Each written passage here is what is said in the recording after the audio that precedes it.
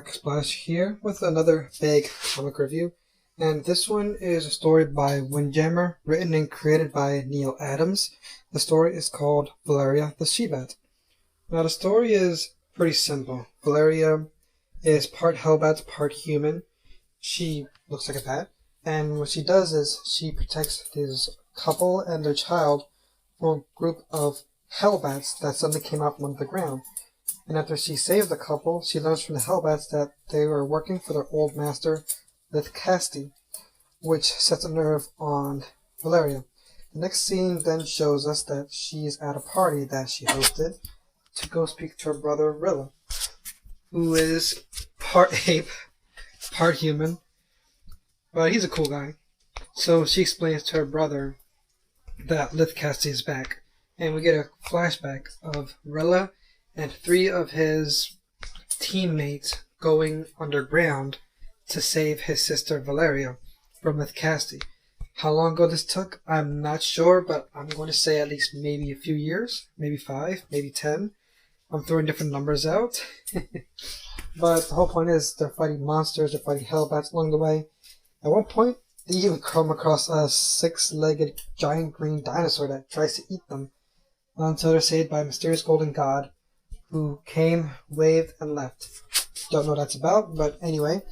So they get to Lithcasti, who's trying to breed with Valeria with words. She keeps saying no, and he's basically going to do it anyway until Rilla saves her. It's pretty cool even in this scene. Even though she was taken, abused, and was about to be bred by Lithcasti, she was still willing to fight the other Hellbats that were coming for them. And then the scene ends there. So Lithcasti was killed by Rilla. He came back, and that's where the scene ends, with Valeria telling her brother that Lithcasti is back after a flashback has ended. And issue 2 goes straight to action. Rilla and his 3, I'm going to call them friends, and Valeria storm into a building to attack security guards because Lithcasti is in the upper floors. By the way, I forgot to mention that Rilla's 3 friends, they are hybrids in a sense. Jaguar, hyena, and a wolf. They are humans who could transform into these creatures. Now, the story doesn't tell us whether they were born like this, whether they're bitten, or what, or even why they're like this. They just are.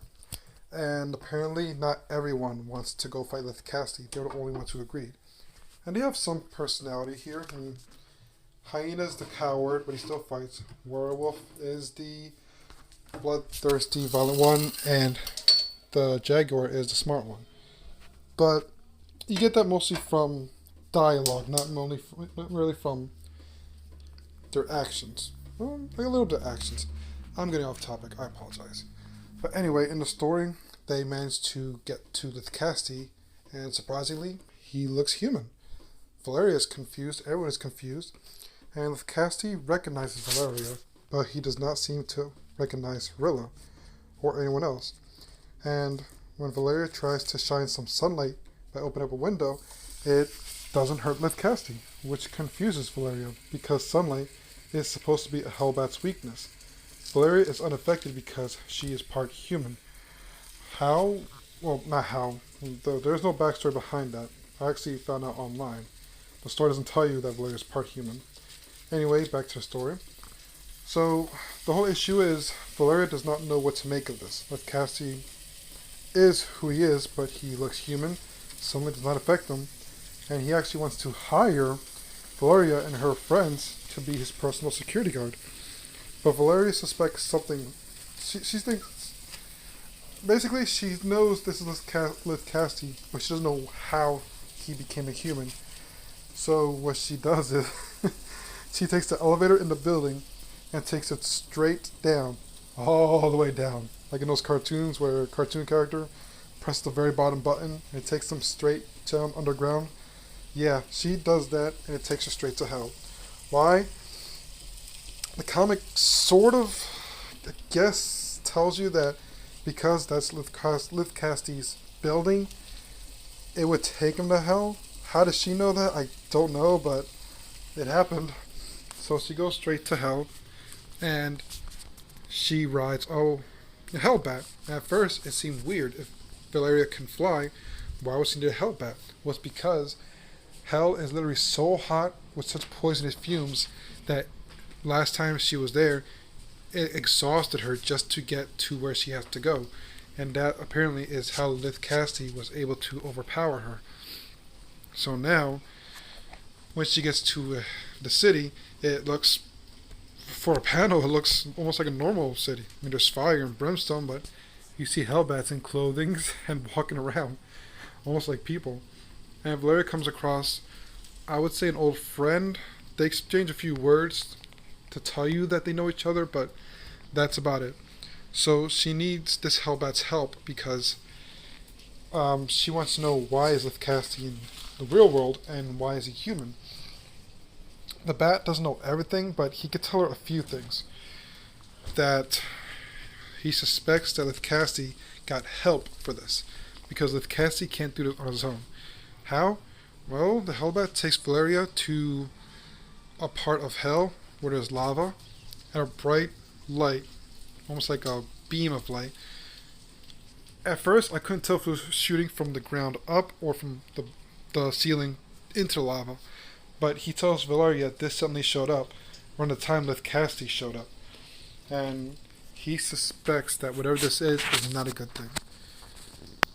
And well, he also tells her that apparently Lithcasti made a deal with someone, something, becoming human. He couldn't do it on his own. So with this new info, Valeria meets with Lithcasti again and basically tells him that, excuse me, what does she tell?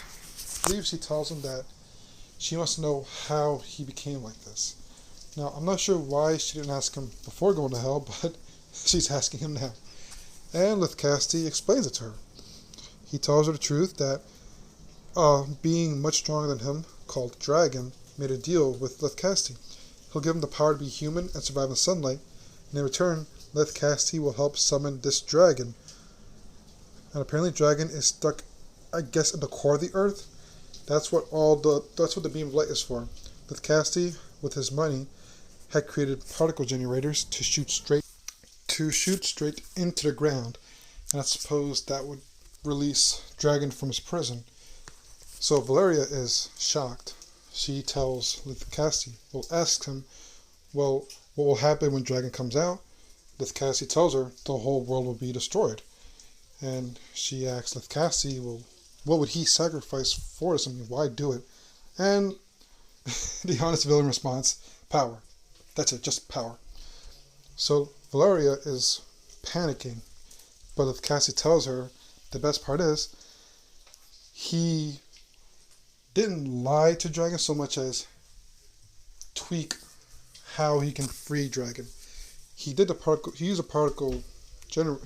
particle beams, yes, but he said they're way too weak. They won't penetrate fully and release Dragon.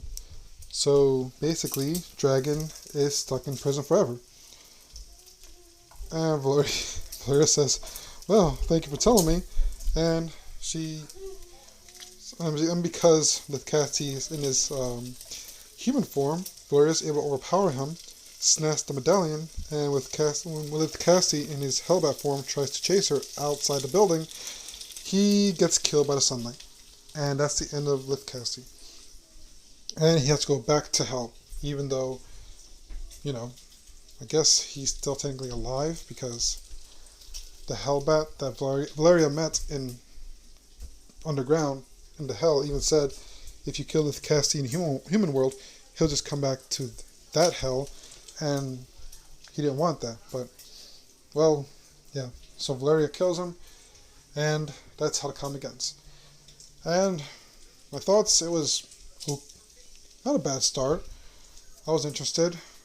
The first issue was supposed to have been start of, I guess, this immortal creature that Valeria and Rilla thought they killed. He comes back, but then when he comes back, he's killed easily. And there was a scene in the comic while Valeria and the Hellbat are looking at the beam of light on the lava, there's three other creatures watching. Two people and an alien. And from what it narrates, it seems like these were supposed to be from other comics. So my theory is there was supposed to have been a crossover, that this beam of light, maybe Dragon was supposed to have been like the big bad in which the characters from different comics in Windjammer line came together to defeat. But because this came out in the 90s, during the Great Comic Crash, that didn't last long.